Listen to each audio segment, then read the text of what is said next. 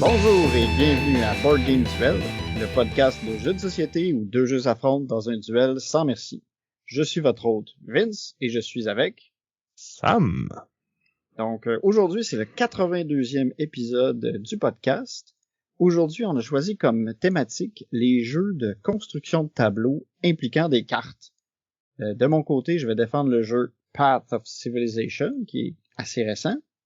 Moi, je vais vous parler d'un vieux jeu, mais qui est encore le meilleur dans cette classe-là, c'est-à-dire Race for the Galaxy. Ça a quand même pris 82 épisodes avant qu'on parle de construction de tableau, qui est quand même de quoi qui était à la mode. Ça a été un long time coming, mais le voici. C'est vrai, on a impliqué les jeux dans lesquels il y en avait, mais jamais focusé là-dessus complètement. Donc, c'est aujourd'hui que ça se passe. Mais avant de se lancer dans les hostilités, on va faire un petit retour sur notre duel de l'an passé, qui était notre épisode Kickstarter 101, ou comment faire du sociofinancement. Ou peut-être des fois comment ne pas en faire, puis attendre la version retail. Fait qu'on débattait un peu de justement, c'est quoi les avantages, c'est quoi les inconvénients, à quoi faut faire attention quand on participe à des campagnes de sociofinancement. Ouais, je pense que c'est encore pertinent aujourd'hui. J'inviterais les gens qui l'ont pas écouté à aller réécouter ça. Puis je pense qu'on tous les conseils qu'on a donnés là-dedans, un an plus tard, ça s'applique encore. Là. Depuis l'épisode, t'as-tu backé beaucoup de Kickstarter, toi? Moi, j'en ai backé un peu moins. J'ai diminué un peu la fréquence. Là. Étonnamment, moi, je pense que j'en ai backé plus dans les derniers mois. Fait que je pense qu'on s'est comme osmosé notre... On a comme balancé nos trucs de balancement, nos trucs de sociofinancement. Ouais, mais j'ai comme eu une période où j'en ai backé quand même pas mal, puis là ben j'en reçois pas mal, fait qu'on dirait que vu que j'y reçois, je suis un peu moins tenté. Ouais, puis moi ça faisait longtemps que je n'avais pas reçu, fait que tu sais je les ai backés, fait que là dans un an ça va être l'inverse. Oui, on va s'alterner comme ça. Le cycle de la vie du gamer. Fait que allez écouter nos conseils. Moi, je les ai suivis. Sam un peu moins.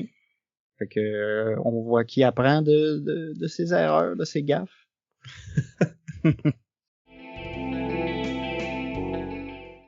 Sam, j'aimerais savoir à quoi t'as joué récemment. Ben récemment, au dernier épisode, on avait fait notre draft des jeux les plus anticipés de SN avec Martin de l'atelier du Meeple. Puis un de mes choix, c'était Inori. Et ben on l'a reçu de la part de Asmodée Canada qui le distribue ici. Donc c'est un jeu qui est designé par Mathieu Aubert et Théo Rivière et publié par Space Cowboys. Et ça se veut être un jeu de placement d'ouvriers, mais avec quelques twists quand même. Dans celui-là, dans le fond, on est comme dans une espèce de forêt mythologique japonaise, là, puis il y a comme des esprits qui représentent les différents éléments. Puis les emplacements d'ouvriers, dans le fond, ils sont pas statiques sur le board. Là. Il y en a quelques-uns qui sont sur le board, mais la plupart vont être sur des cartes. Puis là, en début de partie, on va piger au hasard ces cartes-là. Puis à chaque ronde, les cartes vont changer. Puis sur chaque carte, dans le fond, ça va être comme un élément différent. Fait que, il y a des esprits du feu, de l'eau, de la terre, de la lumière. Puis comme il y a 6 couleurs, dans le fond. Puis à la fin du round, on va regarder si tous les emplacements sur la carte sont occupés. Là, si tous les emplacements sont occupés puis que c'est un esprit de l'eau, mettons, ben pour toutes les ressources d'eau que j'ai accumulées, ben je vais marquer des points. Puis au tour suivant, ben on va remplacer la carte d'esprit qui était là par un autre esprit d'eau parce que l'esprit de l'eau il était content, fait que il y a encore des esprits de l'eau qui sont là. Mais si c'est pas tous les emplacements sur la carte qui ont été utilisés par les joueurs, l'esprit, il va être comme fâché, puis il va s'en aller. Fait qu'il donnera pas de points aux joueurs, puis il va être remplacé par un esprit, dans le fond, de l'élément opposé. Fait que l'eau va être remplacée par le feu, le vent est remplacé par la lumière. Il y a comme les 6 couleurs, ils ont chacun leur opposé. Puis tu sais, les emplacements qui sont sur la carte, dans le fond, c'est principalement que ça va te donner des ressources. Mais souvent, ça sera pas nécessairement les ressources qui vont scorer sur cette carte-là, tu sais. Fait qu'un esprit de l'eau, peut-être qu'il va y avoir un emplacement qui va te donner de l'eau, mais il va peut-être avoir un coût qui est associé, là. Des fois, il faut que tu défausses une ressource, peu importe laquelle. Des fois, il faut que tu t'en enlèves une de ta plus haute. Des fois, il y a des emplacements qui te donnent juste des ressources gratuites. Puis dans le fond, tout au long de la partie, tu vas accumuler les ressources, mais tu les dépenses pas vraiment. C'est juste qu'à chaque fois que la carte est pleine, ben tu vas scorer un point pour chacune des ressources de cette sorte-là que tu as accumulées jusqu'à maintenant, puis que tu n'as pas perdu, tu sais. Puis à la fin de la partie, tu vas marquer des points selon ces ressources-là si tu es le joueur qui en a le plus. Parce qu'il y a aussi sur le board comme des emplacements fixes. Puis là, la première fois que quelqu'un va là, on va associer une couleur à cet emplacement-là. Fait que, mettons, il y a un emplacement qui dit paye une ressource puis prends-en 2 au choix. Mais quand je suis le premier à y aller, je peux dire que la ressource qu'il faut payer, c'est le feu. Fait que là, toutes les fois que tu vas là, tu vas payer un feu puis tu vas prendre 2 ressources au choix. Mais ça va faire qu'en fin de partie, vu que j'ai associé le feu à cet emplacement-là, ben celui qui va avoir le plus de feu va marquer un certain nombre de points qui est comme relié à cet emplacement-là. Fait que les emplacements qu'il faut que tu payes des ressources de cette sorte-là, dans le fond, ben c'est eux qui vont donner le plus de points en fin de partie si c'est toi qui en as le plus. T'as comme tout un dégradé, là, t'as 6 emplacements, puis c'est comme le premier au top en haut, c'est lui qui donne le plus de points, mais comme je disais, faut que tu payes de cette ressource-là pour en avoir. Puis le dernier en bas, c'est qu'il te donne 3 de cette ressource-là, mais il donne pas de points à la personne qui en a le plus, tu sais. Fait qu'il faut que tu essaies de t'arranger pour que si tu vas là, ben que les cartes fit avec cet élément-là puis qui t'en donnent. Là. Fait que t'es comme tout le temps un peu en train de checker qu'est-ce que les autres y font. Parce que tu veux pas t'engager dans une carte tout seul nécessairement, parce que tu sais, au début de la partie, t'as juste 3 ouvriers puis il y a 3 spots sur la carte. Là. Fait que si tu veux la remplir, tu vas juste faire ça de ton tour. Là. Là, il y a comme 4 rondes, puis à chaque ronde, on a un ouvrier de plus, dans le fond. Mais il y a une carte de plus de disponible sur le board.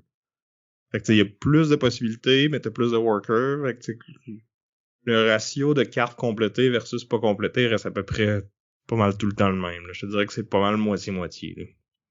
Mais c'est ça, t'es comme tout le temps en train de checker, bon, qui va aller remplir quelle carte, qui a le plus de quelles ressources, surtout les ressources qui sont le plus payantes. T'as une petite twist aussi, il y a certains emplacements qui te donnent comme des tuiles bonus face cachée.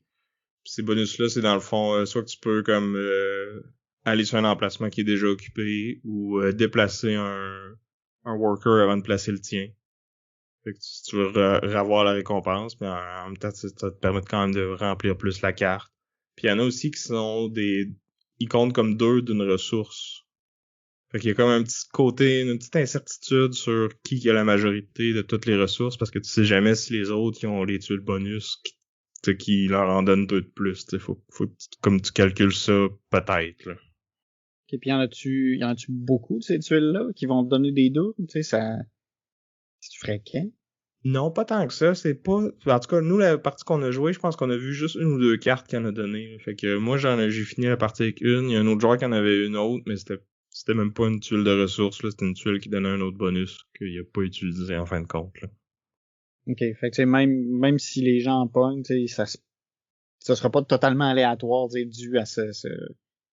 Non, c'est ça. Je pense qu'il y a peut-être une chance sur 2 d'avoir un bonus de 2 dans une des 6 ressources, mais tu sais pas laquelle. Fait que ça se peut que tu pognes celle-là qui vaut pas ou peu de points. Là.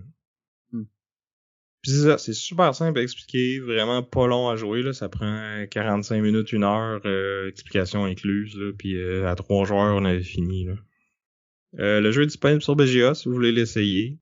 Moi, j'ai vraiment beaucoup apprécié. Là. Le visuel du jeu est vraiment beau. Là. Les illustrations sur les cartes sont magnifiques. Là. Vous irez voir sur Instagram. Là, j'ai mis quelques photos. Puis je voudrais souligner aussi que c'est une production presque sans plastique. Là. Les tokens de ressources, c'est des beaux tokens de bois.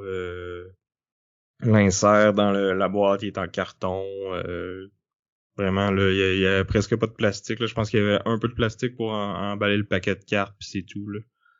Puis l'insert dans la boîte est en carton, puis comme t'as un petit peu de bricolage à faire là pour t'as comme des trucs à dépuncher puis que tu peux aller slider dans ton insert pour c'est comme des séparateurs pour tous les types de cartes là. Donc c'est quand même bien fait là. Fait que c'était Inori de Mathieu Aubert et Théo Rivière, puis publié par Space Cowboys et distribué par Asmodée qui nous ont envoyé une copie presse. Mais sinon, je me le serais acheté, je pense. Ouais, ben tu l'avais mis dans ta liste de hype de SN. Ouais, pis tu sais, c'est le genre de jeu que j'ai pas beaucoup dans ma collection, là, des placements d'ouvriers, mais simple, facile à expliquer, puis que tu peux montrer à n'importe qui. Là. C'est quasiment un filler, mais un petit peu plus, là. Ouais, c'est comme assez accessible pour un peu n'importe qui. C'est ça, c'est pas, mettons, un anachronie que tu vas faire toute ta soirée là-dessus, là. Mais comme... c'est le fun, là. Cool.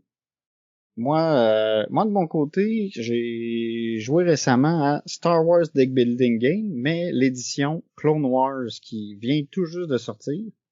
Je sais, parce que j'ai joué avec toi, puis je t'ai battu, en plus. Ouais, puis en plus, c'était pas super serré. Tu sais, c'était une bonne victoire. Y a-tu vraiment quelqu'un qui est surpris?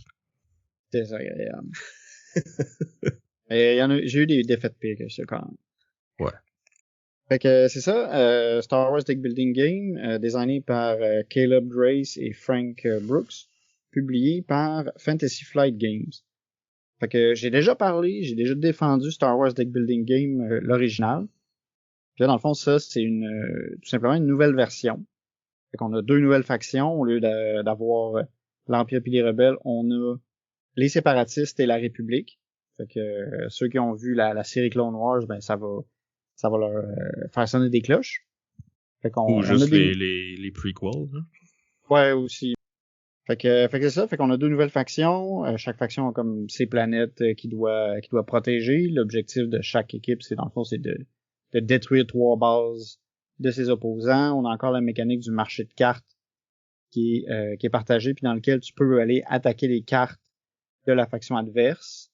Puis dans ça, on a aussi des cartes qui sont neutres, qui peuvent aller d'un bord ou de l'autre. On a une track qui représente la force, qui peut donner des bonus si la force est de ton bord, puis qui peut même aller jusqu'à te donner des ressources supplémentaires si la force est complètement de ton bord.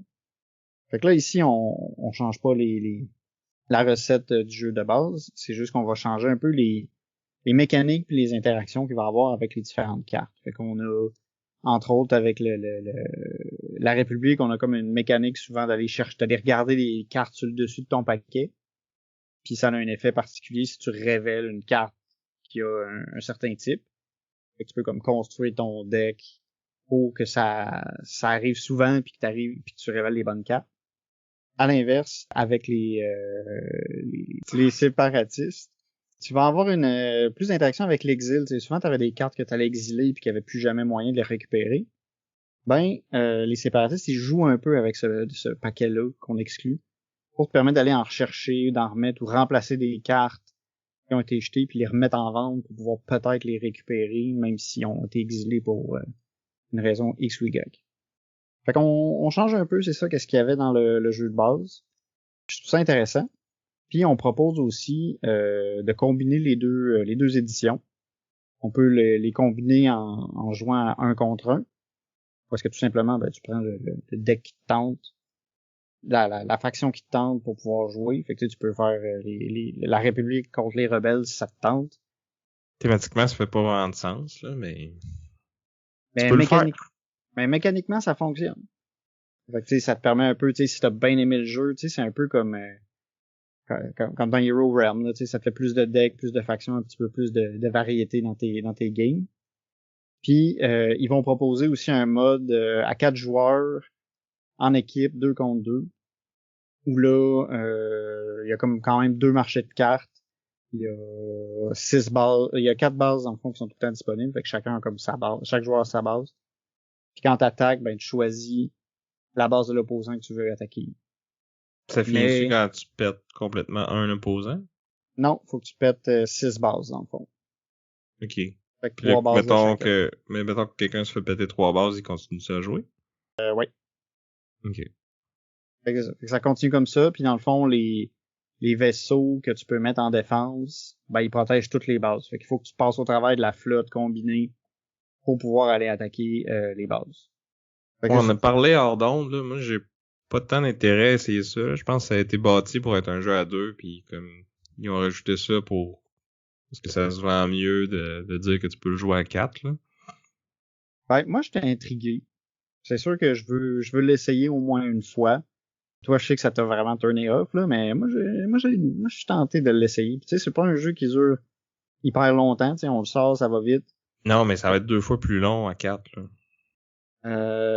Ouais, mais si je me rappelle bien, il faudrait que je revérifie, mais je pense que, tu sais, tu joues ton tour en simultané, tu sais. Une Ouais, équipe fait son tour, puis après ça, l'autre équipe fait son tour, parce que tu sais, t'as comme 2 matchs en même temps, parce que t'es quand même associé à un autre joueur en face de toi pour ce qui est du marché, puis pour ce qui est de certaines interactions. ouais, ok. Mais tu sais, tu vas quand même te consulter puis te parler pour savoir qui attaque quoi, puis essayer de maximiser tout ça. Fait que Ouais, ça sera peut-être pas 2 fois plus long, mais je pense que ça va quand même être plus long. ouais, ça c'est définitif. Mais ce sera pas si plus long que ça. Ok, Mais tu ok. sais, si je l'ai pas encore essayé, fait que je peux pas non plus dire ça avec certitude. Mais c'est mon impression. En tout cas, tu l'essayeras sans moi, puis si jamais c'est vraiment, vraiment hot, ben je te croirai pas, puis on jouera à d'autres choses. C'est bon. Ou on Ben, l'essayera. ouais, si c'est vraiment si hot. Bon, ouais. Fait que Mais j'ai des c'était, doutes. bon, Sam le sceptique. Ça implique d'autres gens, hein, c'est ça. C'est pour ça que t'aimes pas ça. Non. Mon jeu préféré, il se joue à minimum 4, là. Fait que- Ah, c'est vrai. Aussi, en fait, je voulais souligner, je me suis procuré ma copie de Star Wars Deck Building Game à l'Odyssée, une boutique de jeux de société qui nous commandite. Donc, c'est une boutique située à Belleuil que vous pouvez aller visiter sur place. Mais ils ont aussi un site internet, boutiqueodyssée.com, sur lequel vous pouvez faire vos achats. À tout moment, il y a toujours des promotions, des nouveautés. Il y a aussi un système de points pour la fidélité. Dans le fond, après avoir cumulé un certain nombre de points, ben, vous avez de l'argent en bonus. Puis si En vous... parlant de fidélité, si vous êtes fidèle à Board Game Duel, puis vous voulez utiliser le code Board Game Duel en faisant vos achats, non seulement la première fois que vous le faites, vous allez avoir un 10% de rabais sur tout ce que vous achetez. Là, c'est le temps là, de faire vos cadeaux de Noël pour les gamers dans votre vie. Donc, achetez tout ça en même temps, utilisez le code, comme ça vous donne un 10% de rabais sur toute cette affaire-là, une facture, un gros rabais, on aime ça. Puis en plus, nous, ça nous en aide, fait, si tu fais une grosse commande, la livraison va être gratuite. en plus. Puis nous, ça nous aide parce que dans le fond, plus qu'il y a de gens qui utilisent le code, plus que notre commandite est intéressante, puis plus qu'on peut vous parler de nouveaux jeux comme Path of Civilization, puis Inori, puis Star Wars Deck Building Game. Toutes des jeux Exact. qui sont sortis cette année ou l'an passé. Là. Puis là, présentement, si vous allez sur leur site, il y a deux jeux de contrôle de territoire que moi j'aime beaucoup, qui sont présentement disponibles en version française. Fait qu'on a Anunnaki, puis on a War for Arrakis, qui sont disponibles. Deux jeux que je Deux. vous recommande. Ah ouais, 2 hashtags Team Sam. Ah non, War for Arrakis, c'était pas toi. Oui, c'était moi. Toi, c'était Dune Imperium Uprising que t'avais dans cet épisode-là. Ah ben oui, c'était Dune contre Dune. Hey, tu vois, c'était quand même un bon choix, Sam. Non? C'était Ben, des c'est ça, bons tu jeux. vois. Mais j'avais des meilleurs jeux. Il y a les hashtags Team Vince que Vince aime, puis il y a les hashtags Team Sam que Sam et Vince aiment. Tirez-en vos conclusions. Ah, je pense qu'on peut en déduire que Sam est de mauvaise foi. Tout ça.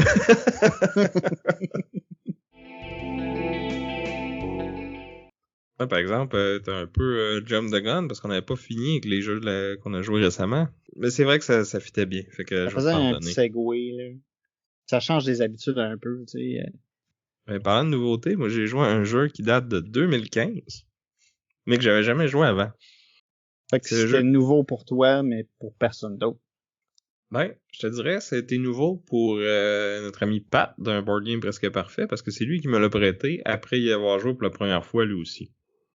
C'est le jeu Coffee Roaster, sorti en 2015, designé par Sashi et publié au Japon par d'autres compagnies, mais ici il a été exporté par Stronghold Games. Donc c'est un jeu uniquement solo, dans lequel on est un torréfacteur de café. Donc on va devoir griller nos grains On va avoir juste le bon niveau de torréfaction dans notre café au final. Puis là, dans le fond, selon à quel point on réussit bien, ben ça va nous donner un score. Puis la partie comment ça marche, c'est qu'on va faire 3 cafés back-à-back, là, un de début, un de milieu, puis un de fin. Puis on prend notre score des 3, puis après ça, on additionne le total, puis là, il y a une petite table là, qui dit à quel point que peut-être qu'il nous prendrait au Starbucks s'ils sont mal pris jusqu'à t'es comme le meilleur torréfacteur du monde. Là. Moi, à date, j'ai pas réussi à faire mieux que Journeyman Coffee Roaster, là, fait que je dirais que le jeu est pas facile.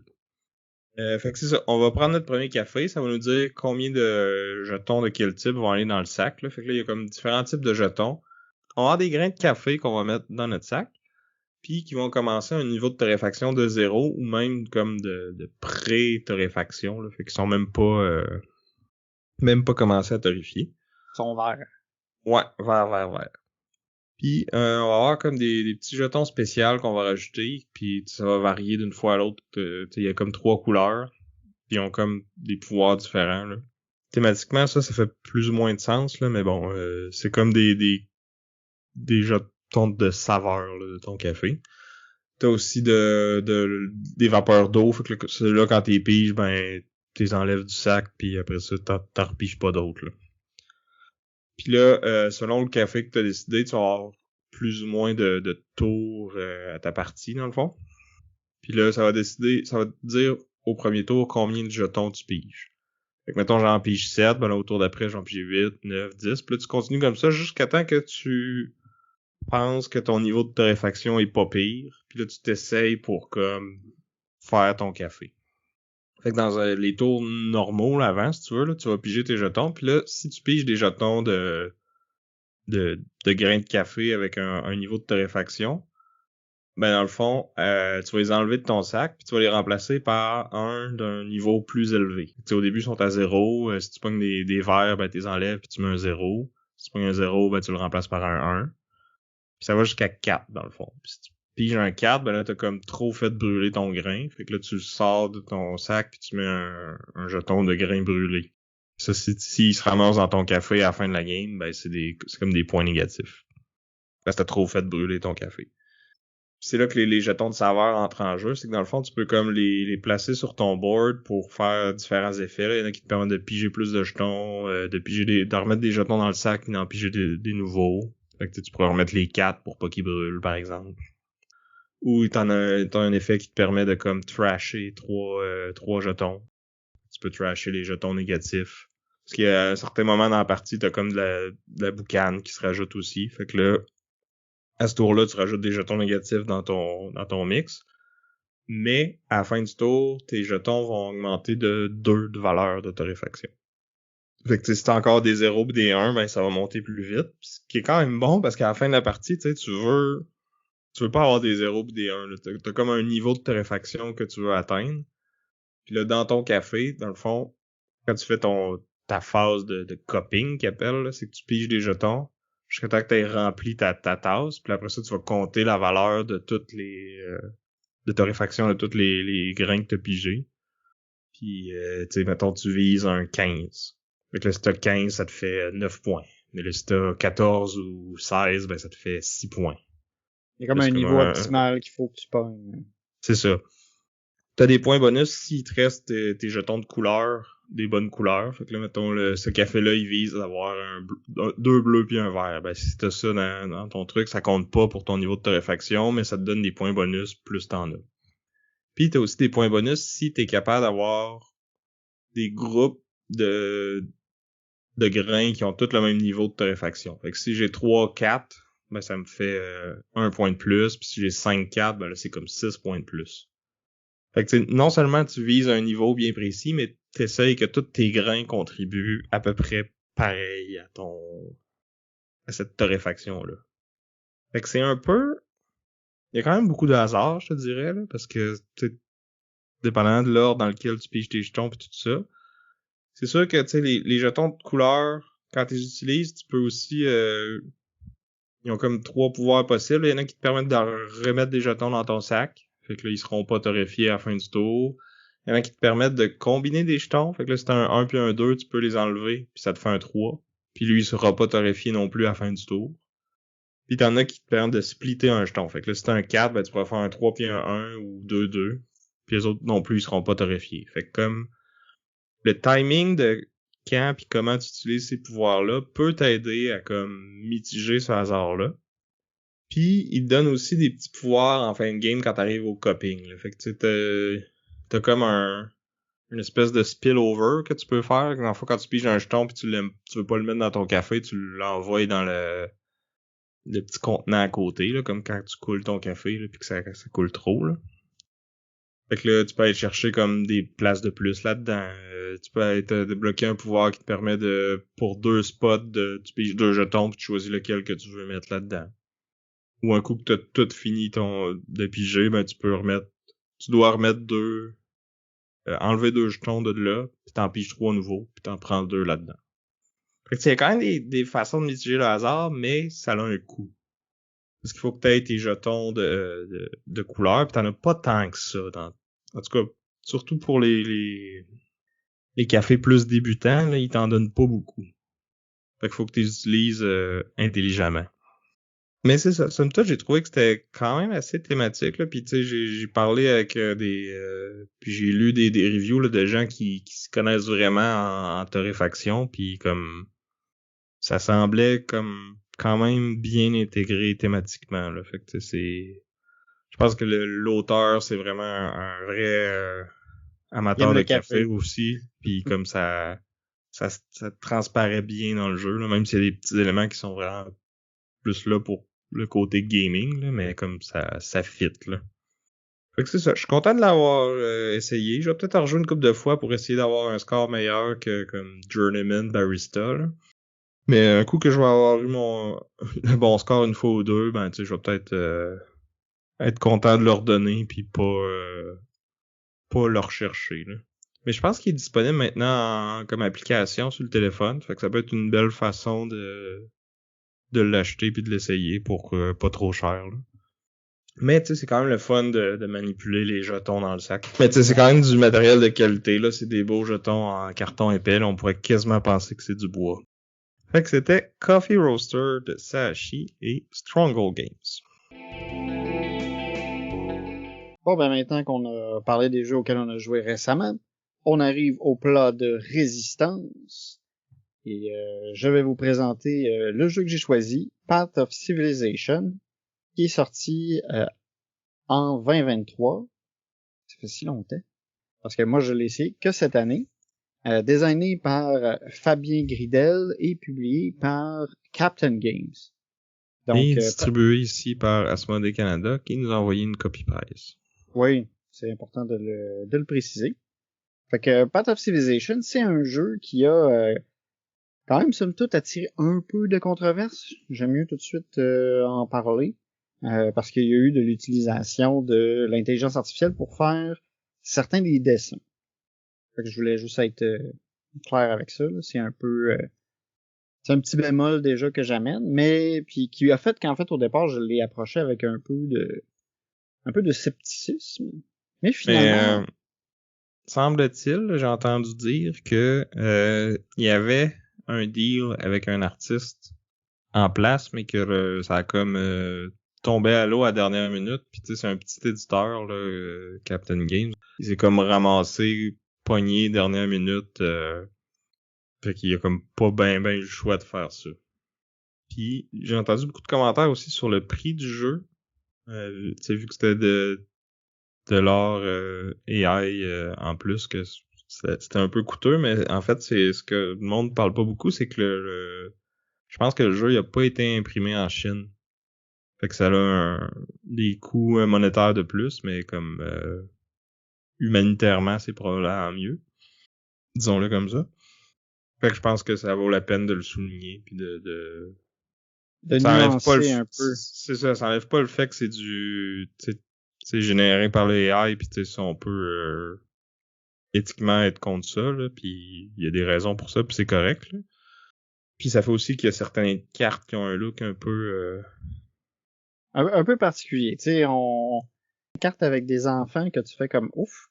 Ouais, peut-être qu'un humain aurait dû passer par-dessus. Puis, quand on regarde souvent les mains, là, les IA ont encore de la misère à dessiner des mains. Souvent, ils ont des doigts de plus, des angles un peu bizarres. Tu sais, il y a un Pas peu pour rien, de... là, que dans les Simpsons, il y avait juste 4 doigts, là. C'est parce que c'est plus facile à dessiner comme ça. Exact.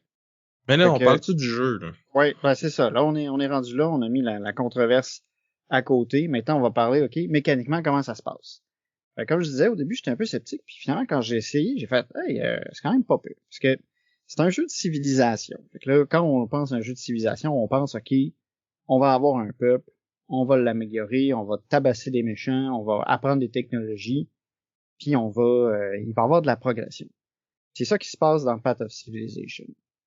Chaque joueur a une civilisation. Il y a Sam, beaucoup il de ces fait aspects-là qui sont très abstraits, mettons. c'est plus abstrait parce que c'est ça, on n'a pas la carte qu'on voit souvent, là, on n'a pas Non, il n'y a pas de nos board villes. avec du contrôle de territoire puis tout ça, là. C'est ça. Tout se gère avec des cartes, principalement des cartes technologiques. Fait qu'on on met le jeu en place, tout le monde va avoir son plateau personnel avec des emplacements où il va pouvoir mettre des cartes technologie, son leader. Il y a aussi une piste de population, un petit rappel de ce qui se passe pendant le jeu. Puis on a plein de coupoles, en fait de bols de différentes couleurs qui vont nous permettre, dans le fond, de placer des cubes. Puis ces cubes-là, c'est un peu la monnaie du jeu. Au début du jeu, on va aussi avoir comme une ligne du temps qui va être prédéterminée, qui nous permet de prévoir un peu notre partie. C'est que au fil du temps, au fil de l'évolution de notre civilisation, il va y avoir des défis qui vont être rencontrés, puis il va y avoir des combats, en fait des moments militaires.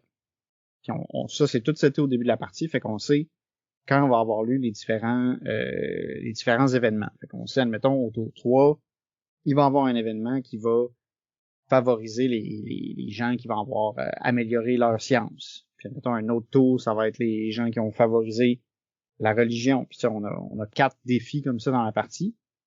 Puis on a 4 conflits. Puis on sait quand ça se passe, fait qu'on peut se préparer à ces situations.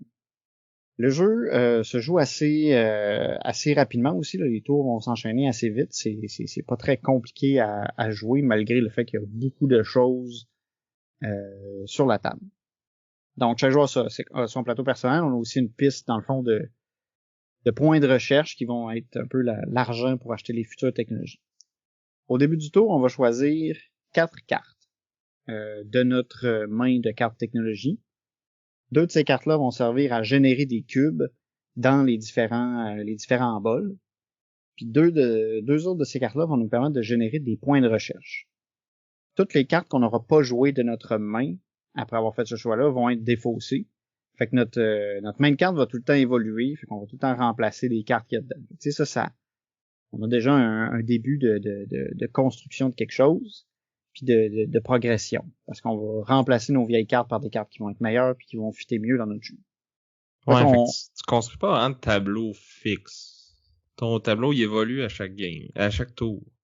Mais en même temps, il évolue pas si vite que ça parce que un tour normal, tu vas piger une nouvelle carte. Fait que tu vas en flusher une au tour suivant, tu sais. C'est ça. Mais ça, c'est la première chose, c'est les cartes technologie. Mais avec les cubes qu'on va avoir, les cubes vont pouvoir aller dans 5 catégories 5 catégories différentes. On a les cubes militaires qui vont nous donner de la force militaire pour gagner les conflits. On a des cubes architectes qui vont nous permettre de construire des merveilles. Parce qu'un jeu de civilisation qui n'a pas de merveilles, ça marche pas. Fait qu'on va construire des merveilles. On va aussi recruter des leaders avec un autre bol. J'arrête pas de dire couple dans ma tête, mais c'est un bol. On va aussi pouvoir recruter des sages. Les sages vont nous aider dans les défis. Puis on va avoir des philosophes qui vont nous permettre de progresser sur la piste de philosophie. Fait qu'on va récolter nos cubes, on va les mettre dans les différents bols, puis là on va pouvoir après ça dépenser nos cubes.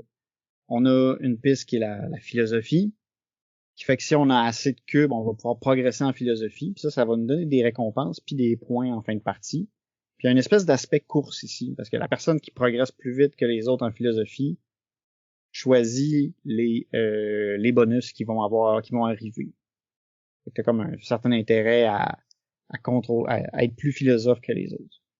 Ensuite, on a, c'est ça, l'achat de merveilles. Ça contribue encore à la construction de ton tableau. Chaque merveille va avoir souvent un bonus instantané quand tu vas l'avoir. Il y a des merveilles qui ont des bonus plus, plus permanents. Chaque merveille a aussi un type. Puis dans le fond, le type de la merveille va contribuer à te donner des points lors des différents défis qu'ils vont avoir plus tard. Fait que tu sais, déjà tu commences à construire quelque chose avec les cartes technologie qui vont aussi avoir des types différents, mais avec tes merveilles, tu contribues dans le fond à tes récompenses futures. Il faut que tu penses à ça. Les récompenses, ça va être des cubes supplémentaires, ça va être des points de recherche supplémentaires, il y en a qui vont même te permettre d'aller chercher des cartes de technologie gratuites. Fait que tu as beaucoup de variétés différentes. Après ça, on a la possibilité d'acheter des leaders. Les leaders, ça va ressembler à des merveilles, sauf que la carte leader va aller sur ton plateau personnel, puis elle va te permettre dans plusieurs cas de générer des cubes supplémentaires ou des ressources supplémentaires, mais à chaque tour. Fait que souvent, les leaders, c'est bien d'en recruter un rapidement pour avoir comme un petit edge, un petit truc qui va s'accumuler à mesure que la partie avance. Mais il y a aussi des leaders qui ont des pouvoirs un peu plus funky, que c'est pas juste des ressources supplémentaires, mais qui vont te donner soit une carte quand tu le recrutes. Il y a certains leaders qui vont avoir aussi un effet quand ils vont mourir. Parce que quand on achète un nouveau leader, le leader présent décède. Ça va dans la défausse. Puis il y a certains leaders qui vont avoir un effet à ce moment-là. Puis encore une fois, les leaders ont aussi comme une catégorie qui leur est associée qui fait que ils vont bénéficier aux défis qui vont avoir lieu plus tard dans la partie. Fait qu'une fois qu'on a passé à nos achats, puis dans le fond, les achats, c'est qu'on a des marchés qui sont communs, puis il faut utiliser nos cubes faut faire dépenser nos cubes pour acheter ces merveilles, ces leaders-là, qui, au fur et à mesure de la partie, vont devenir comme plus forts, puis ils vont coûter plus cher.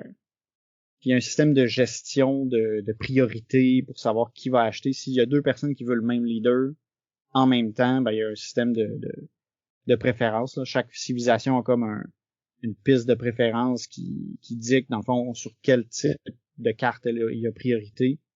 Parce que je pense que c'est important de le mentionner, comme tout se fait en parallèle, là. Chacun joue son tour en simultané, là, puis c'est ça, la seule fois où ce que ça peut jouer, c'est justement quand les gens veulent acheter la même carte, puis là, ben tu regardes, ben mettons c'est une carte militaire, ben Vince a priorité sur moi, sur le militaire, mais moi je vais peut-être avoir la priorité sur le culturel, puis la science, puis Vince va en avoir un autre, là. Fait que tu sais, il y a comme dépendamment du nombre de joueurs puis de qui est prioritaire où, ben ça va dicter qui l'a cette carte-là en premier. Exactement. Puis ça fait aussi que la game elle avance pas mal plus vite parce que tout le monde joue en même temps. Ouais, tu sais, tout est simultané, fait qu'on n'attend pas trop après les autres parce que tout le monde réfléchit au même moment en même temps. En même temps, par exemple, ça fait que c'est comme un peu plus dur de suivre ce que les autres font, justement, là. Fait que pour les quelques points où il peut y avoir de la friction puis de l'interaction, ben des fois c'est comme dur de tracker tout ça, là, parce qu'il y a quand même beaucoup de stock, là. Ouais, parce que t'as beaucoup c'est ça, on a les pistes de population à checker, t'as tes différents bols à surveiller, planifier, est-ce que tu veux acheter plus ta merveille, plus des leaders, t'as la piste de philosophie où tout le monde avance, puis t'as les combats. C'est sûr qu'il y a beaucoup de stock. Mais je trouve que, tu sais, ça prend 2 tours, puis après ça, là, tu sais, ça roule. Puis moi, je trouve que ça c'est à son avantage. Parce que des fois, les jeux de civilisation, tu sais, c'est très long. Puis là, ici, on a réussi à distiller un peu l'expérience de bâtir sa civilisation pour que ce soit plus raisonnable, plus accessible. Au détriment d'avoir une belle carte dans laquelle il y a des territoires puis ça. Mais pour moi, j'ai quand même trouvé ma satisfaction là-dedans. Finalement, c'est ça. On va par la suite, on va pouvoir dépenser nos points de recherche pour pouvoir s'acheter une carte supplémentaire. Puis là, dans le fond, cette carte-là, on va pouvoir l'utiliser au prochain tour. L'achat des cartes, c'est quand même un moment assez important, puis que c'est important de bien planifier, parce que en plus d'avoir une nouvelle carte améliorée dans tes mains pour le prochain tour, tu vas aussi avoir des bonus importants qui vont être en lien avec les différentes catégories de cartes. Puis on a cinq catégories différentes. On a des trucs qui sont plus axés augmenter ta population, générer des cubes de philosophie, générer du militaire, de la construction. Tu sais, on a vraiment des familles de cartes qui ont comme une fonction particulière. Puis le bonus qu'on va gagner en achetant cette carte-là va être en lien avec ça. Aussi, plus on va acheter des cartes de niveau élevé, il y a 4 niveaux de cartes, plus la récompense va être substantielle.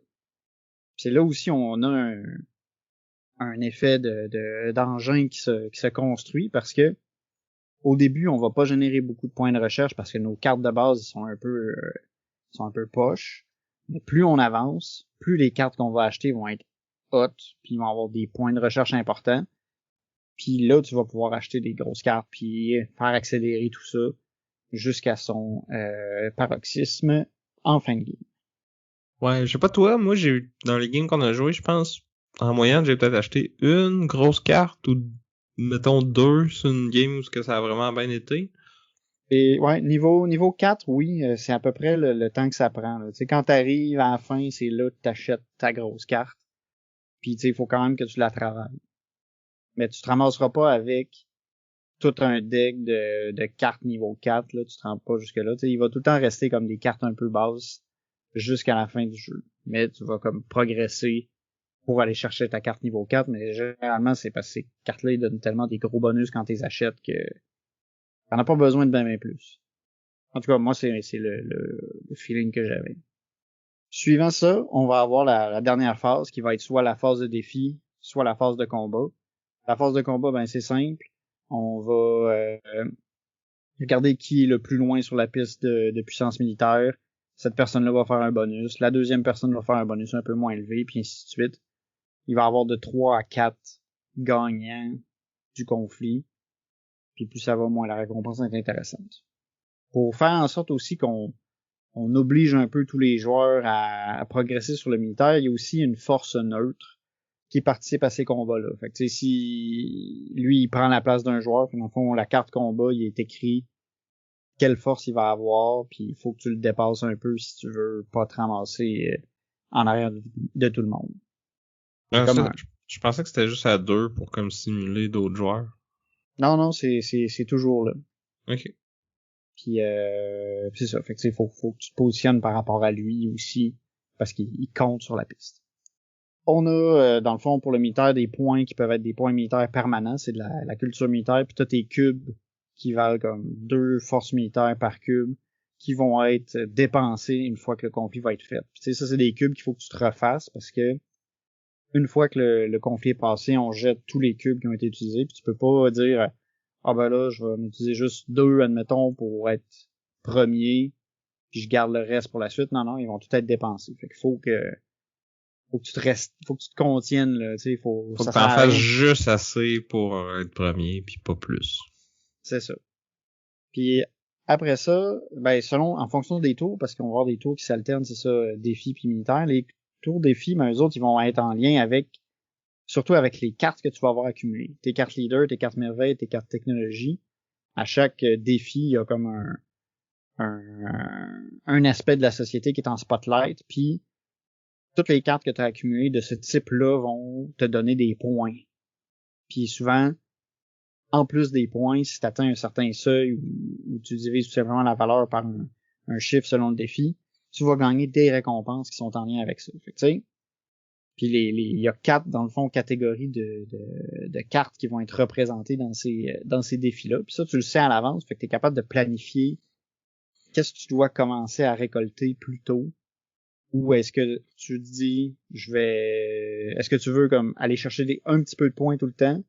Ou tu te dis, OK, moi je vais me préparer parce que je veux que le dernier défi, qui est souvent plus payant, que je le maximise, fait que je vais juste aller chercher des cartes de cette couleur-là si je peux. Fait que tu peux planifier ça. Puis en plus, tu as souvent une petite condition spéciale là, si tout le monde a fait telle affaire, tout le monde a un bonus. Tous les joueurs qui ont réussi à récolter une merveille ont un bonus. Tu sais, t'as différents événements comme ça, puis il y a beaucoup de cartes événements qui sont différentes dans le jeu. Puis dans le fond, c'est ça. Fait que là, on progresse comme ça dans la partie, on accumule des points. Le dernier tour, il va avoir un défi puis un combat.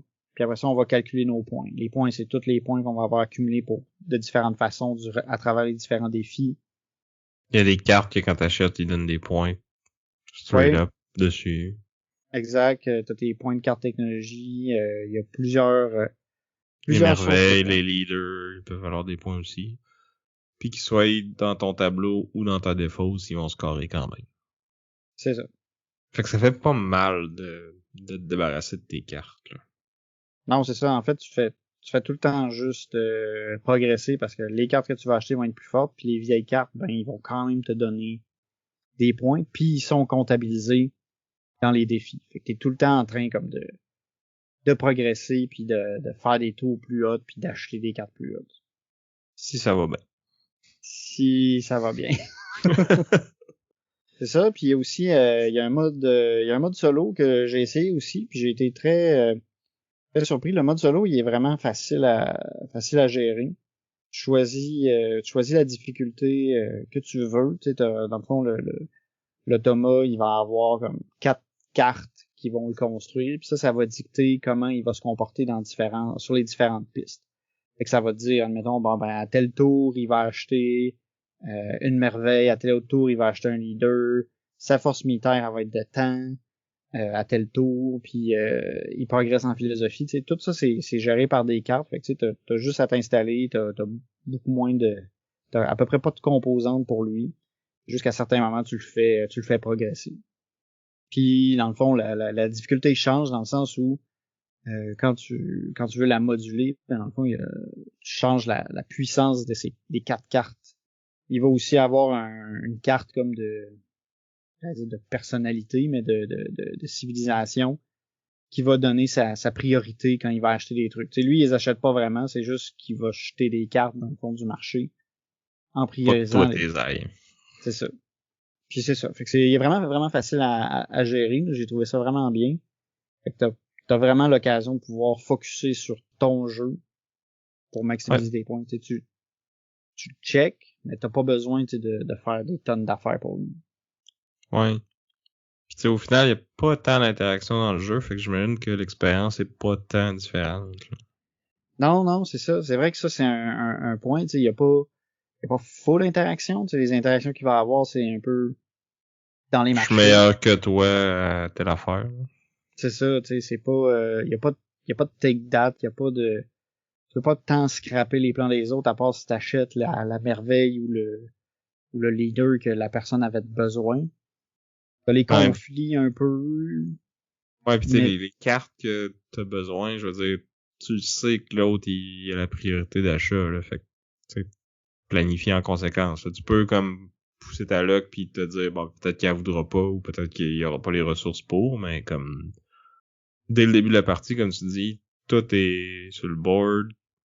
Tu vois qui est prioritaire dans quoi, fait que, tu sais, si tu t'essayes pareil, ben, c'est un risque que tu t'assumes, là. T'auras pas de surprise. Exact. C'est ça. C'est un jeu où il y a pas beaucoup de hasard, pis ça, je trouvais ça quand même intéressant parce que justement, tu peux quand même planifier pas mal d'avance ce qui va se passer.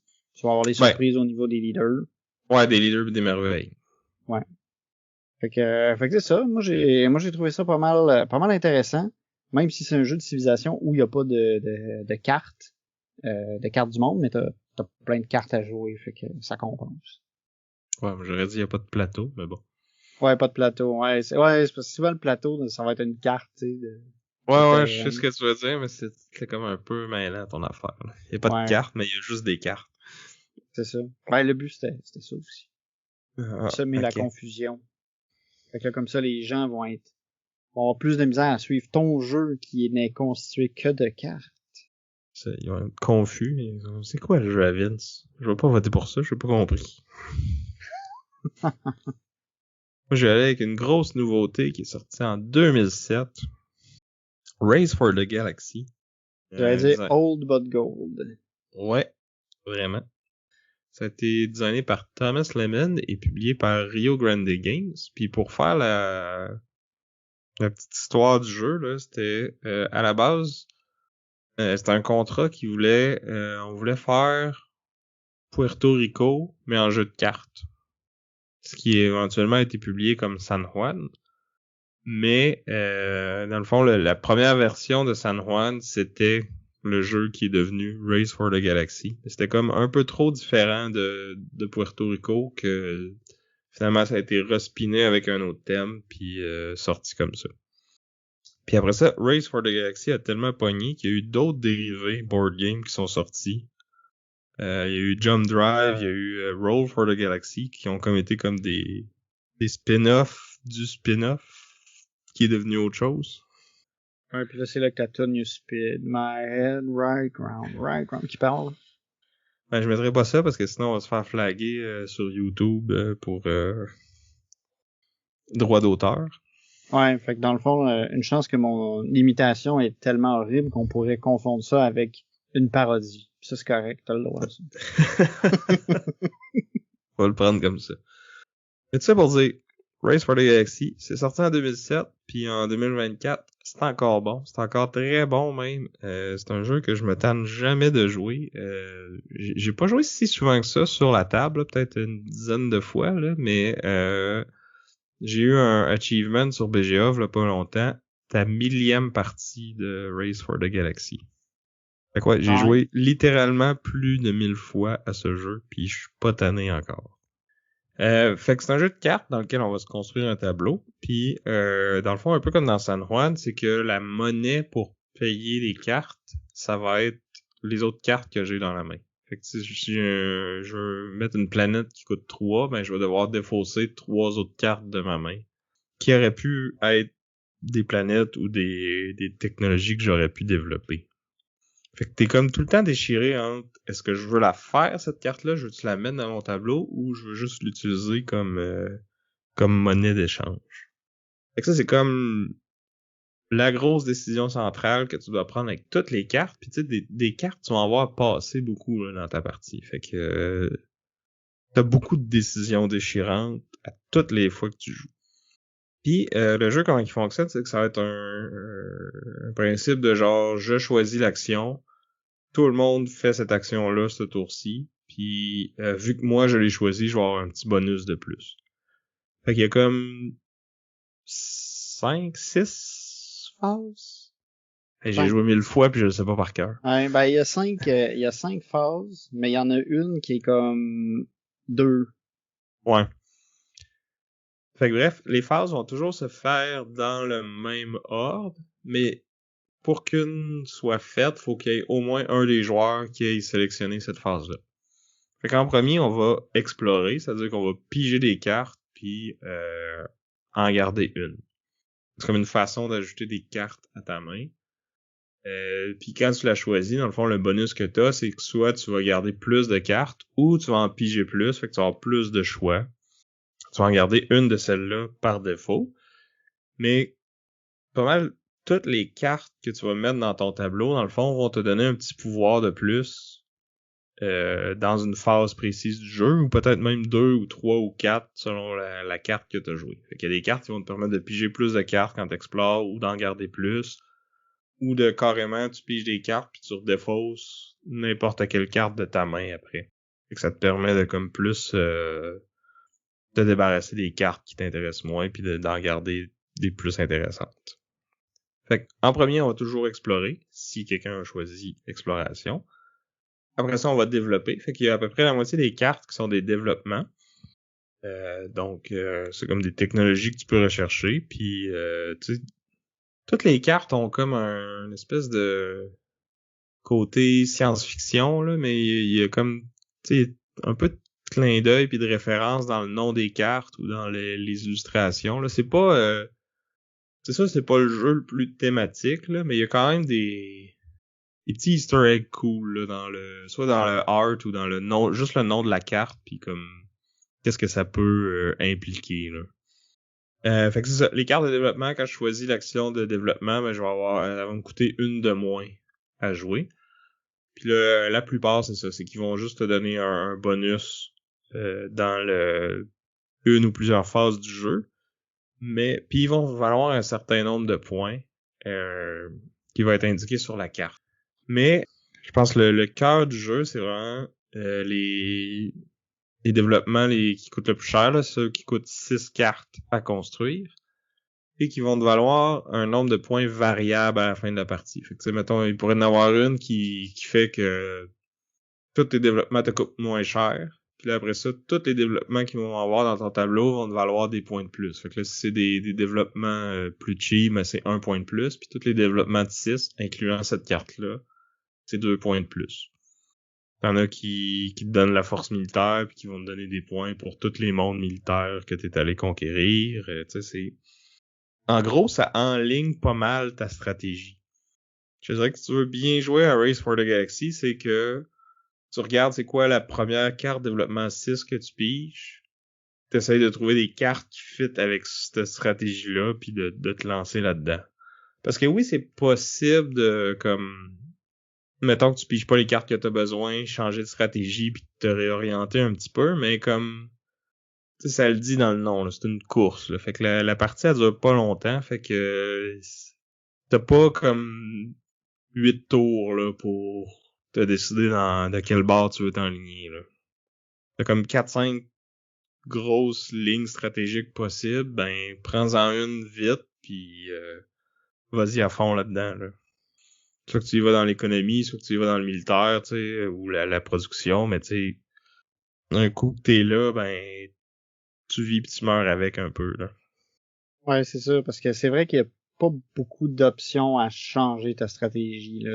Des fois, ça peut marcher, mais tu sais, si quelqu'un a réussi à partir dans une direction, puis que ça va bien ses affaires, si toi, faut que tu changes, c'est à peu près sûr que tu t'en sortiras pas. Non, parce que c'est ça, la partie, elle va se finir de plusieurs façons. C'est soit que quelqu'un met 12 cartes dans son tableau, ou il y a certaines actions, dans le fond, qui vont te rapporter des points. Fait que là, il y a un pool de 12 points par joueur qui est disponible. Puis quand ce pool-là est vidé, ben, on finit le round en tour, puis comme le round en cours, puis ça va être la fin de la partie après. Fait que t'as comme, c'est ça, c'est 2 axes que tu peux pousser pour essayer de comme mettre fin à la partie, puis de voir dans le fond quand est-ce que t'es en tête, puis quand est-ce que c'est le temps de pousser, ben ça fait un peu partie de la stratégie aussi. Fait que l'autre action après, ça va être de settle, de comme coloniser un monde. Fait que là, t'as comme des mondes que ça te coûte des cartes pour les jouer, puis t'as des mondes que c'est des mondes militaires, fait qu'il faut que ton armée ait une valeur supérieure à cette force militaire-là. Puis cette force d'armée-là, dans le fond, va venir des cartes que tu as jouées dans ton tableau, qui peuvent être soit des développements, soit d'autres planètes. Puis les mondes ont aussi un autre type. Là. Dans le fond, il y a comme 4 types de ressources qu'on peut produire.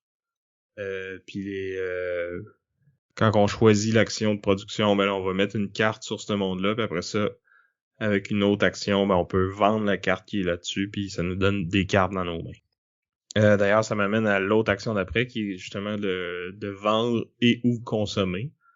Fait que là, quand on choisit cette action-là, ben on a le privilège de pouvoir vendre une carte qui a été produite pour d'autres cartes qui vont dans notre main. Et tout le monde peut utiliser les pouvoirs de consommation de leur tableau. Fait que dans le fond, on flush les cartes qui sont sur les planètes pour aller chercher des points. Et des fois, repiger des cartes ou pas. Puis finalement, la dernière action qui est comme l'action que tu veux faire le moins souvent possible, mais que tu veux profiter quand que les autres la choisissent, c'est l'action de production. Fait que dans le fond, quand cette action-là est choisie, mais tous les mondes de production vont produire. Sauf qu'il y a certains mondes qui appellent en anglais, c'est les Windfall World, là, je me rappelle plus du terme en français, là, mais dans le fond, c'est des mondes qui produisent, mais ils arrivent, quand t'es mis en jeu, ils arrivent avec une ressource dessus. Mais après ça, ils produisent pas tout seul. Il faut que tu aies un pouvoir qui te permet de les faire produire, ou que ce soit toi qui aies choisi une action de production. Puis là, dans le fond, ça te permet de produire sur un de ces mondes-là. Fait que je dirais que c'est comme le bonus le moins intéressant. Mais des fois, ça peut faire la différence parce que ça te permet de produire une carte sur un monde jaune que tu vas pouvoir vendre pour 5 cartes, ou tu sais que tu vas être capable d'aller échanger contre beaucoup de points là, quand tu choisis l'action de consommer, ou ce que tu peux soit vendre, ou tu peux aussi choisir de doubler les points que tu fais en consommant. Ouais. Ça, c'est tout le temps, ça fait tout le temps un peu mal parce que, tu sais, on le sait que quand tu vas avoir fait production, que le tour d'après, tu vas consommer. Tu sais, ça calque un peu, ça va être quoi ton prochain move. Fait que là, quand tu vois, ah, t'as produit? Ok, nice. Ça veut dire que je vais pouvoir aller regarder ailleurs pour voir qu'est-ce que tu vas faire, parce que ça veut dire que tu avais besoin des cartes pour faire ton prochain move. Ça, c'est un aspect important du jeu, c'est d'être capable de prédire qu'est-ce que l'autre joueur va faire pour pouvoir en profiter toi aussi. Puis c'est un aspect qui est vraiment différent de que tu sois 2 ou plus de joueurs, parce qu'à 2 joueurs, chacun va en choisir 2 actions à chaque tour. Tandis que quand t'es entre 3 et 5, ben là, chacun en choisit juste un. Fait que c'est vraiment pas la même game. Selon que t'es 2 ou plus, là. À plus, c'est plus dur, justement, parce que t'as beaucoup moins de flexibilité, là. T'en choisis juste une plutôt que 2, là. Fait que faut que tu sois sûr que l'action que tu vas faire, tu sais, t'en as besoin, mais tu peux prendre une chance, tu sais, vu qu'il y a 5 personnes, tu te dis, ah, il y a peut-être une chance que quelqu'un d'autre fasse l'autre action que j'ai, mais tu peux comme pas, faut que tu regardes les autres pour savoir, justement, qu'est-ce que tu, qu'est-ce qui a le plus de chances de se passer. Mais c'est pas évident. Mais à 2, c'est le fun parce que t'as aussi, là, t'as plus de liberté, comme tu dis, de choisir qu'est-ce qui va se passer, puis tu peux plus facilement prévoir ton tour, puis dire, ok, bon ben, là, j'ai besoin de développer, puis j'ai besoin de consommer après pour pouvoir aller me refaire une main, parce que le tour d'après, je sais que je vais prendre settle, puis Production. produce. Ouais. Fait que t'as un peu plus de contrôle sur ta partie à 2. Ouais, puis le jeu a comme la réputation de pas être facile à apprendre parce que l'iconographie est pas hyper intuitive, là. Mais je pense qu'un coup que tu l'as compris, ça va quand même pas pire. C'est sûr que moi Ouais. j'ai joué beaucoup sur BGA, fait que tu sais, dans ce temps-là, tu peux juste comme mettre ta souris au-dessus de la carte, puis t'as comme un petit texte qui explique c'est quoi l'icône, là. Fait que c'est moins chiant que de juste tout le temps fouiller dans l'aide de jeu ou le livret de règles, là. Ouais. Tu vois, moi, ça a été souvent ça, là. Je pense que même si j'avais joué plusieurs parties en vrai, j'aime ça avoir mon aide de jeu à côté de moi pour me rappeler qu'est-ce que ça fait puis pas me mêler, tu sais. Puis il y a certaines cartes qui ont des effets un peu plus funky que là, tu sais, t'as comme pas le choix de vérifier une couple de fois, puis à un moment donné, tu finis par le savoir, là, parce il y a quand même beaucoup de cartes dans le paquet, mais comme, en tout cas, moi, je suis rendu que je les connais pas mal toutes, là. C'est sûr que Ouais, là, bon là, c'est sûr que toi, t'es le gars qui a l'achievement de 1000 games de Race for the Galaxy sur BGA, là. Mais tu sais, pour le commun des mortels, tu sais, c'est ça. C'est sûr que il y a certaines cartes fancy qu'il faut que tu ailles voir un peu. Mais tu sais, ça prend peut-être comme une game ou deux, puis là, tu commences à sentir que ça rentre. Puis vu que le jeu est pas extrêmement long, tu sais, c'est facile de juste dire, OK, ben là, on a fait une première game, là, je comprends un peu mieux comment ça se passe, puis on s'installe, on passe ça tout de suite, là. on rejoue tout de suite, ouais. En personne, c'est peut-être 20-25 minutes, une game à deux. À peu près. Sur, Puis sur BGA, c'est 5 minutes, là. Pour vrai, c'est comme ça que j'ai eu 1000 games, là. C'est que souvent, sur mon heure de lunch, tu sais, j'enchaîne les parties, puis c'est facile d'en faire beaucoup en pas tant de temps, là. ouais, tu sais, t'as pas de manipulation de carte à faire, fait que ça roule. Puis le jeu te permettra pas de faire un move que t'as pas le droit de faire par accident, fait que t'auras pas besoin de faire ah oups, faut brasser toute la pioche parce que j'ai pris cette carte là mais je pouvais pas, puis fait que Ouais. T'as pas ce problème-là. exact. Puis ça, c'est le jeu de base. Au fil des années, le jeu a eu beaucoup d'extensions, mais je dirais que sur mes 1000 games de jouer, je dois en avoir au moins 900, 950 avec juste le jeu de base, là. Des fois, une fois de temps en temps, je vais rajouter une ou deux extensions. Euh, Ils vont tous rajouter des nouvelles cartes, là. Il y a une couple de nouvelles mécaniques, là. Honnêtement, tu sais, je les ai pas explorées tant que ça, là. Un aspect que j'aime beaucoup, qui vient de la première, je pense, là, qui est, ça rajoute comme des objectifs. Fait qu'en début de partie, tu brasses les cartes objectifs, t'en révèles un certain nombre, puis là, comme, ça peut être des affaires genre avoir 6 de force militaire, ou avoir un développement qui coûte 6, ou avoir 3 cartes de type alien, ou X nombre de planètes qui produisent des ressources. Puis tu sais, il va y avoir des points qui sont associés, puis dans le fond, quand t'es le premier joueur à atteindre cet objectif-là, ben tu prends la carte, puis ça va te valoir des points en fin de partie. Puis si on le fait les deux dans le même tour, ben on fait juste... Il y en a un qui prend la carte, puis l'autre il prend des points. Pas dans le pool de points qui déclenche la fin de la game, là, mais il y a comme des jetons de points supplémentaires pour au cas où t'en as besoin. Là.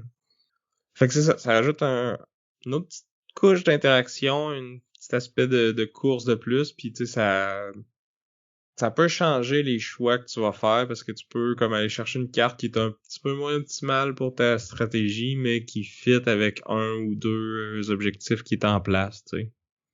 Ou si t'as tendance à comme tout le temps faire la même stratégie, ben tu sais comme moi au début, j'étais comme ben le militaire, c'est ça qui m'a fait un game rapidement puis qui est le plus efficace. Fait que dès que je peux, je prends les cartes militaires puis j'essaie de construire parce que c'est le fun parce que tu peux comme mettre des planètes dans ton tableau puis ça te coûte pas de cartes là, fait que ça accélère quand même vite la game pis c'est pas long que tu te rends à 12 cartes puis que tu peux mettre fin à la partie là. Mais en même temps quand tu joues beaucoup, ben tu te rends c'est facile de voir quand quelqu'un s'enligne là-dessus puis de comme choisir les actions en conséquence, profiter de ses settles puis toi y aller vraiment en production puis faire plein de monde cheap puis après ça faire des consommés x2 puis faire plein de points puis Ouais, puis tu sais, sera pas c'est arrêtable non plus là. puis c'est ça, puis l'option production aussi, c'est qu'elle ouvre ton jeu, parce que si tu te mets à vendre tes ressources pour faire des cartes, à un moment donné, tu te ramasses avec des grosses mains de cartes, puis là, t'as plein d'options, puis t'as plein de cartes, puis t'es comme, qu'est-ce que c'est m'en faire, là? J'ai comme 2 cartes 6 dans mes mains qui vont me faire des tonnes de points, vers où je m'en vais. Tu peux comme te réajuster plus facilement à ce moment-là. Moi, je trouve ça intéressant, mais j'aime aussi l'aspect militaire parce que ça fait vraiment, si ça marche bien, tu sais, clac, clac, clac, t'arrêtes pas d'enfiler les settles puis tu remplis ton tableau, mais ça arrive des fois où, bon, ben là, tes cartes à bonus militaire, ils sortent pas, là. Tu t'as commencé là-dessus, t'es rendu à +4, mais t'es pas capable d'avoir plus haut que ça, puis les cartes militaires, tu peux pas payer de cartes. Tu sais, tu peux pas comme t'augmenter ta force militaire avec des cartes, fait que faut que tu réussisses à te rendre jusqu'à 6. Il y a certaines cartes qui permettent de le faire. Ouais, Mais ouais, faut que t'es ailles celle-là aussi. c'est ça. Fait que tu sais, il y a les productions, ben là, t'es un petit peu plus safe, un peu plus de contrôle, un peu plus de main. Fait que tu sais, moi j'aime bien ça. Mais tu sais, si le militaire ça marche, go. Sinon, ben, vas-y avec construis un petit peu plus lentement, mais fais des gros tours dégueulasses parce que tu mets des cartes de 6, des cartes 6 plus fréquemment.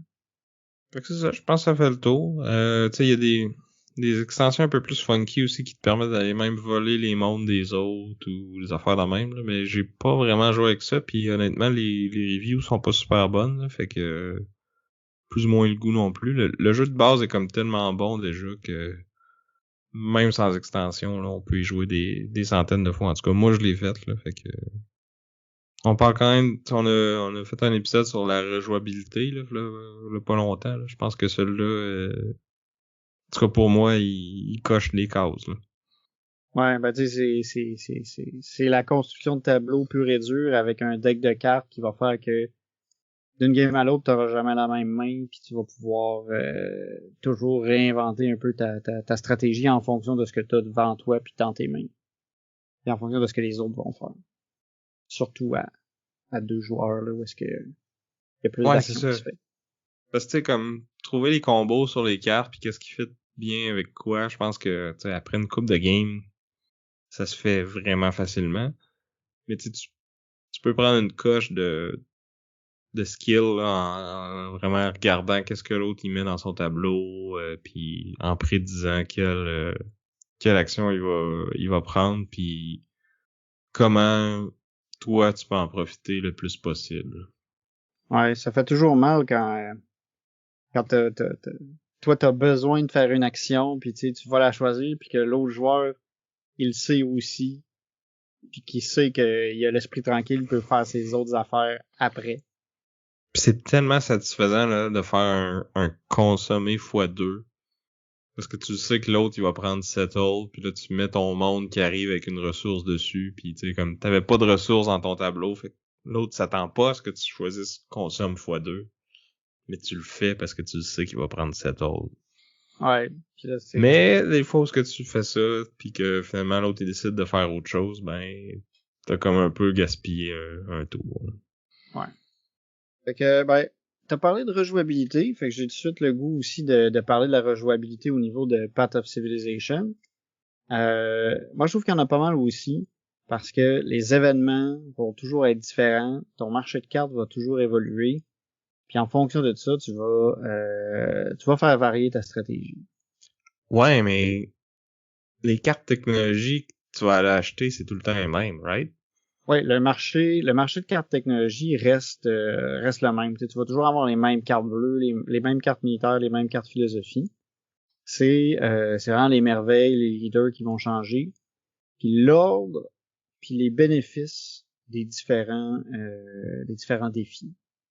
Parce que ça peut avoir un impact. Moi, ça influence ma stratégie parce que je le sais quand est-ce que tel type de carte va être payante, puis quand tel type de carte va ramener des points. Ça, je le prends souvent en compte, puis c'est un peu comme ça que je détermine mon début de game. Mais en même temps, ça fait que ta stratégie est un peu dictée par ça, là. T'as pas beaucoup de liberté, là. Ben, comme j'ai dit plus tôt, c'est que tu peux décider d'opter de dire ok, je vais genre prendre juste des cartes vertes parce que le dernier défi est vert. Ou tu peux aussi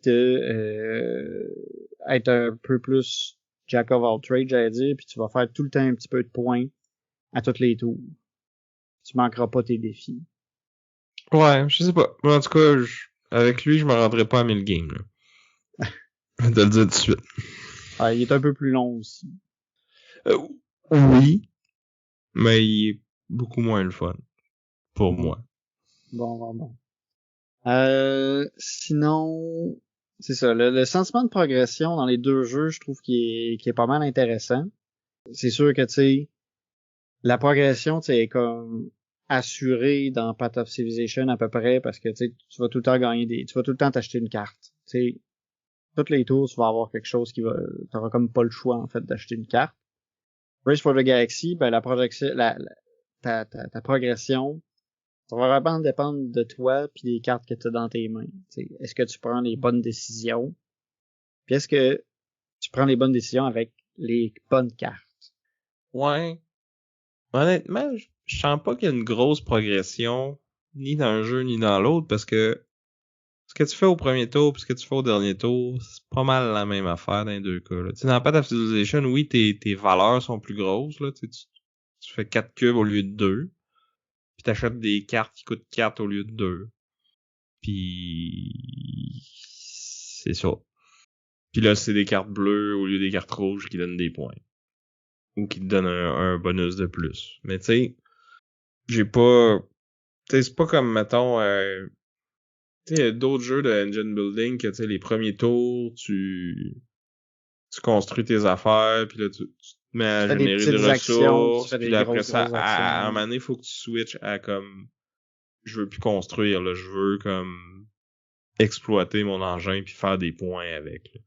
Tu l'as un peu dans Race for the Galaxy, ça. Tu sais, des fois, surtout quand tu fais des stratégies plus de production puis de consommation, ben, tu sais, les premiers tours, tu vas placer tes mondes, puis après ça, tu essayes surtout d'aller dans un cycle de produit, consomme x2, produit, consomme x2, puis va grappiller un peu plus de points par-ci par-là comme tu peux.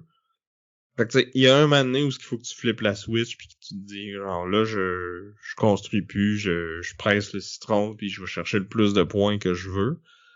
Mais encore là, tu sais c'est pas il y a d'autres jeux que t'as plus de progression que ça, je trouve.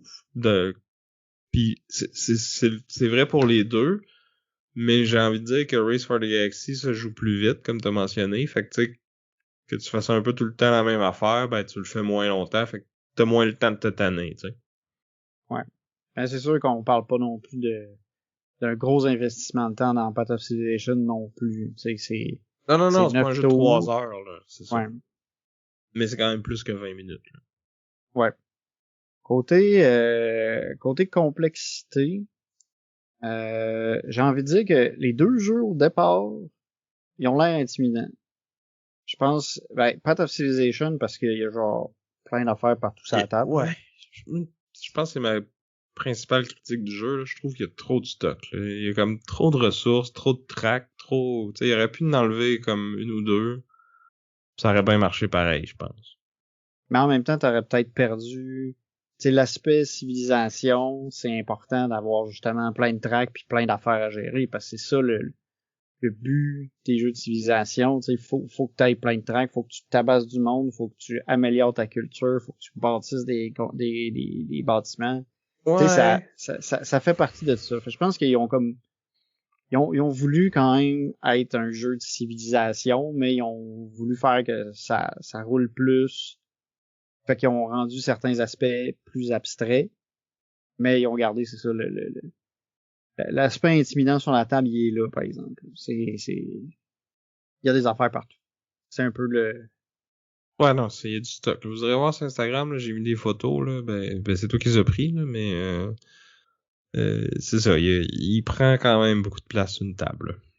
Ouais. J'avoue qu'il en prend peut-être plus que ce qu'il aurait besoin. Tu sais, le board philosophie, il est gros pour rien. Là. Ouais. Puis tu sais, comme même sur BGA, il y a comme... T'as comme 4-5 tables là, que tu peux cliquer, puis là, ça te descend à cet endroit-là. Puis tu sais, il y a beaucoup de choses à checker puis à gérer. Puis honnêtement, moi, dans ce genre de jeu-là, là, j'ai tendance à comme juste focusser sur un ou deux ou trois aspects, puis comme j'ignore le reste, puis advienne que pourra. Là. Ouais. Fait que c'est peut-être une question de préférence, là, mais en tout cas, pour moi, il y a genre trop d'affaires. Parce que c'est vrai que tu l'as dit, tu sais, les règles sont simples, tu sais, c'est facile à comprendre. La structure du tour, tu sais, c'est très simple, mais il y a comme tellement d'infos à gérer que ça n'a pas été le cas quand nous on a joué, là, mais je pense que ça pourrait mener à de la paralysie de l'analyse, puis que ça pourrait être vraiment long si t'as des joueurs qui essayent de tout calculer, toutes les tracks en même temps. Ouais. Ça pourrait mener à ça.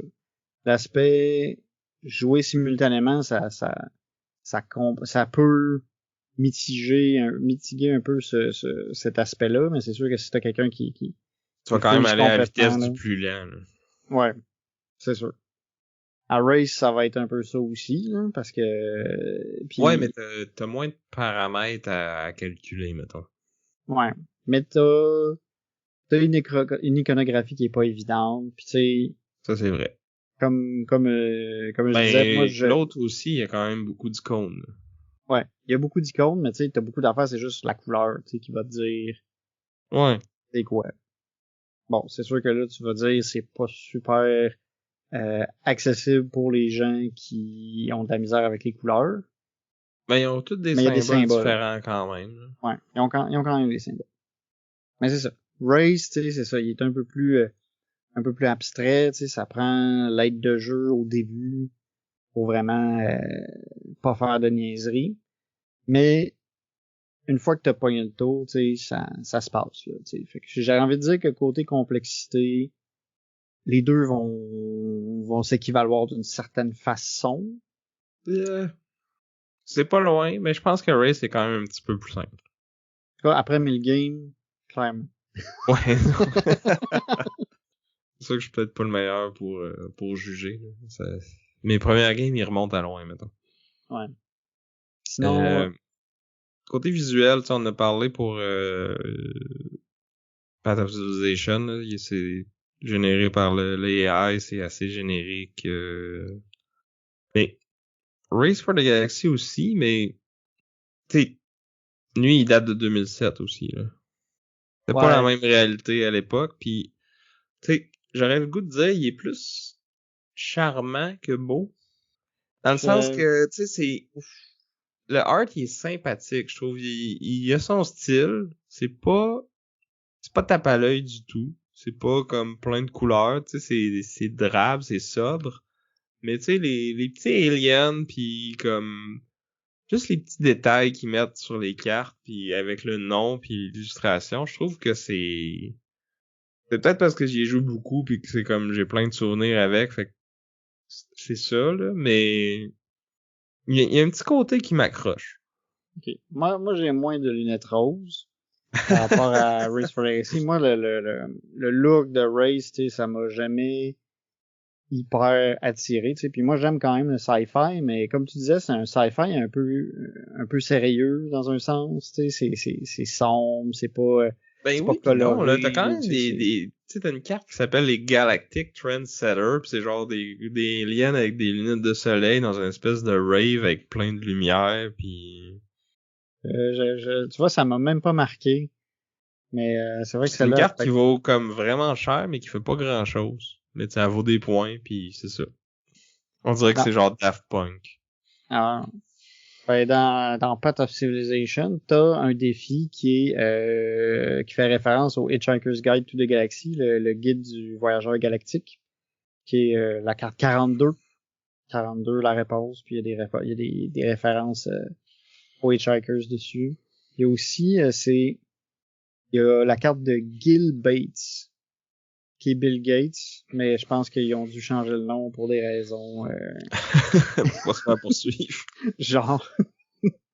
Fait que tu sais, c'est ça. Tu sais, ce qui est un peu particulier avec le look de Path of Civilization, c'est que tu sens tu vois le AI art Apple, là, tu sais, tu vois qu'il y a des cartes, il y a beaucoup de genre de teintes orange, tu sais, pour que ça ait l'air éclairé au coucher de soleil, là, mais tu sais, il y a beaucoup comme de merveilles, cette couleur-là, puis ça paraît.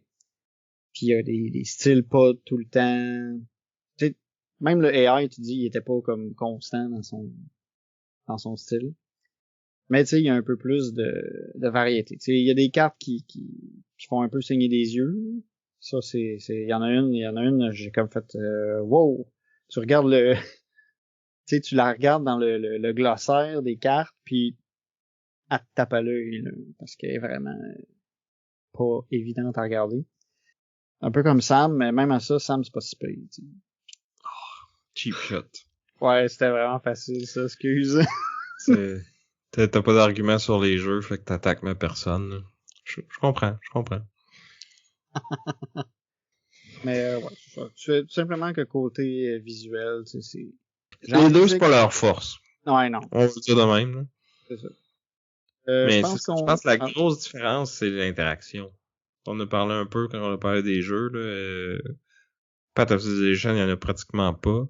Tandis que Race, le mind game de comme qu'est-ce que l'autre doit choisir, qu'est-ce que je dois choisir pour pas que l'autre en profite trop.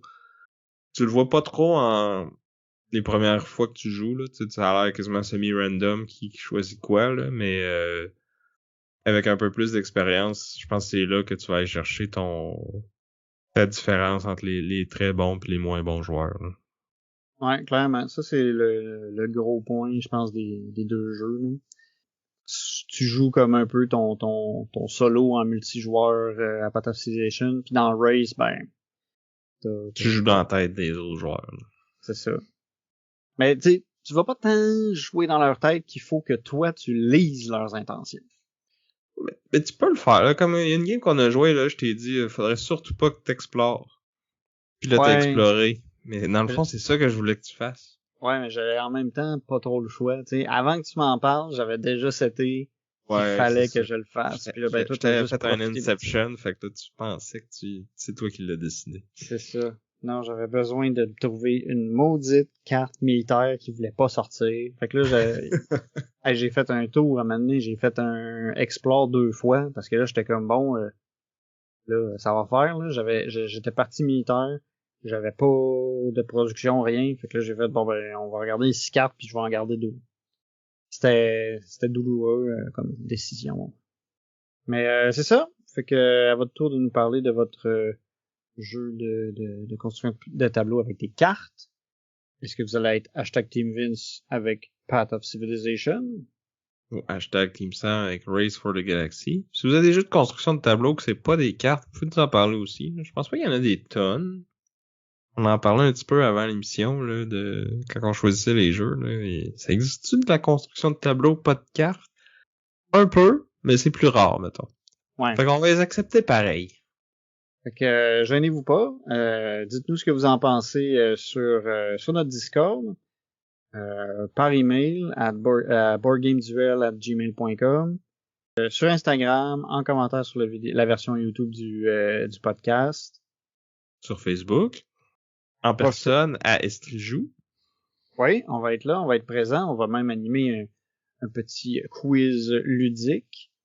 Sinon, si vous voulez nous encourager, n'hésitez pas à joindre notre communauté Patreon, qui a accès à un channel privé sur le Discord.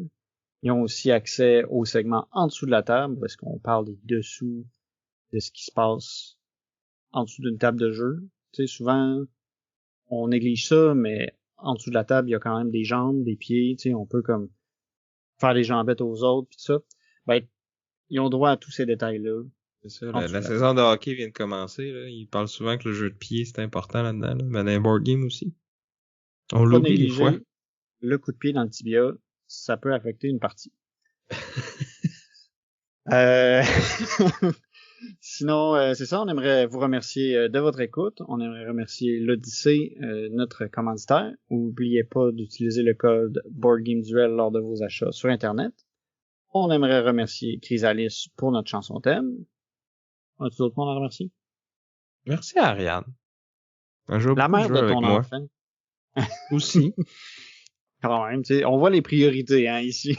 Ouais, mais... Ah. Je vais être obligé de couper ça, je pense.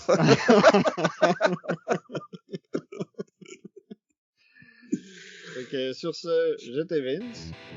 Et je pense que je suis encore Sam. On va le savoir demain. Tu nous diras si le divan est confortable. On vous dit à plus. Bye.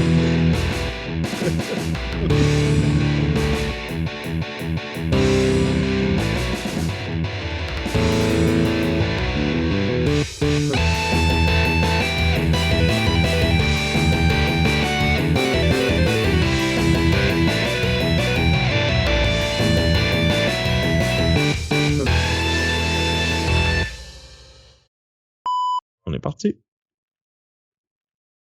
C'est tout. Ouais, c'est ça que j'avais vérifié. J'avais checké qu'on était bien dans un épisode pair. On y va. Mais pour toi, c'est plus des épisodes pas père. Vu que t'es pas père. Moi, je suis père, fait que je peux faire cette joke de papa, là. Là, je pense que, attends, l'humour vient d'appeler. Ils veulent plus avoir de lien avec toi du tout. Tu sais, les jetons, c'est des jetons de bois, là, pis c'est quand même du bon matériel, là. De bois ou de carton? Il me semble que c'est du bois. Tu me fais douter. Ouais, ben, je regardais pendant que tu parlais, je regardais les images, puis ça avait l'air d'être des jetons en carton, mais j'ai l'impression que je vois deux éditions, puis il y en a qui ont l'air d'être peut-être pas le même matériel. Puis il y a